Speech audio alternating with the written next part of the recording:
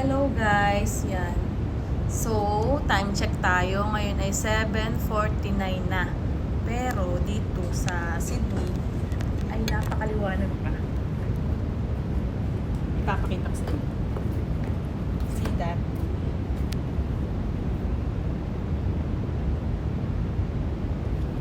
Diba? Sobrang liwanag pa dito. Pero dyan sa atin sa Pinas ay gabi na at tulugan ang mga tao. Dito nga pala ay napakaingay kasi may handaan ng eroplano. At alam nyo ba guys na totoo yung balita dito na ang mga basura dito ay kagaganda.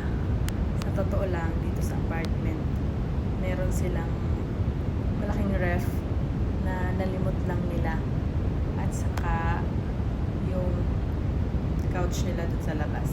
So kapag lumipat kami ng bahay, ng apartment, dadali namin yung isang ref kasi naging dalawa yung ref dito. Tapos yung upuan. Diba? Meron agad kami gamit. Hindi na kailangan bumili. So happy. So nga pala. And di ba sabi ko, hindi ko sure kung kami yung mga kukuha dun sa apartment. Pero thank you Lord kasi kami yung napili ng agent na may-ari na tumira dun sa apartment. So nakapag-advance na kami, 2 weeks advance. And sa Martes, pwede na kami maglipat. I'm so happy. Thank you Lord. Ito guys, yung ref nilang nalimot. O, diba? Ang laki-laki niya. Ayan yung couch nila na nalimot. Bago pa dadalhin namin yan paglipat. Tapos, ito nga pala yung ref na hindi nila ginagamit kasi nga may malaki na sila. Nilinis ko lang yan guys. Tapos yan.